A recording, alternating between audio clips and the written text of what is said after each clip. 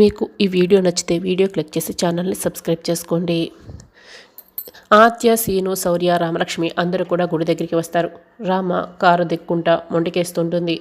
Scene, ఆత్య అయితే బలవంతంగా రామలక్ష్మిని కారులో నుంచి దించుతారు. అయితే రామ అక్కడి నుంచి వెళ్ళడానికి ట్రై చేస్తూ ఉంటుంది.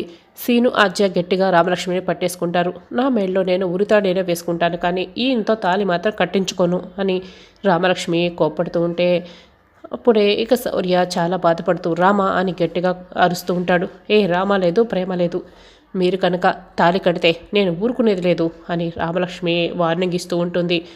రామ పెళ్ళయ్యాక తీరిగ్గా మాట్లాడుకుందాం అని శౌర్య అంటాడు. రామలక్ష్మి అయితే షాక్ అయి చూస్తూ ఉంటుంది. రామలక్ష్మి నడుస్తూ రాకపోవడంతో సీను రామలక్ష్మిని ఎత్తుకొని మరీ తీసుకొచ్చి పెళ్లిపెట్లపై కూర్చోపెడతాడు. శౌర్య పెళ్లి బట్టల్లో కట్టుకొని ఉంటాడు. రామలక్ష్మి ఇక చుడిదారే వేసుకొని ఉంటుంది. వెంటనే ఆద్య రామలక్ష్మిపై పెళ్లి ముసుగు వేస్తుంది. పంతులు గారు మీరు మొదలు పెట్టండి అని పెళ్లి బట్టల్లో ఉన్న శౌర్య అంటంతో, పంతులు గారు ఆపండి, నాకు ఈ పెళ్లి ఇష్టం లేదు, వీళ్ళు నన్ను బలవంతంగా ఇక్కడికి తీసుకొచ్చారు, బలవంతంగా నన్ను పెళ్లి చేసుకోవాలని చూస్తున్నాడు, కాబట్టి చేయకండి అని రామలక్ష్మి చెప్తుంటే, అంతా చెప్పేశాడమ్మా, సారీ అమ్మా అని పంతులు గారు చెప్తారు. అయితే నన్ను ఎవరు కాపాడేవారు లేరా ఇప్పుడు అని రామలక్ష్మి అంటూ ఉంటే అప్పుడే శౌర్యకి అస్మిత దగ్గర నుంచి ఫోన్ వస్తుంది. అస్మిత కార్ డ్రైవ్ చేస్తూ చాలా కోపంగా ఎక్కడున్నావు అని అడుగుతూ ఉంటుంది.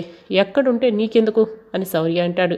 రామలక్ష్మిని నువ్వు బలవంతంగా పెళ్లి చేసుకుంటున్నావని నాకు ఇన్ఫర్మేషన్ వచ్చేసింది, నాకు తెలిసిపోయింది అని అస్మిత చెప్తుంది. అయినా నువ్వేం చేయలేవులే అని శౌర్య అంటాడు.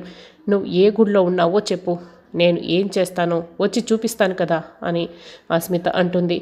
కొండ మీద ఉన్న శివాలయంలో ఉన్నాను అని శౌర్య అంటాడు. ఇక అస్మిత వెంటనే శివాలయానికి వస్తుంది. గన్ను పట్టుకుని గుడి లోపలికి వెళ్తూ ఉంటుంది.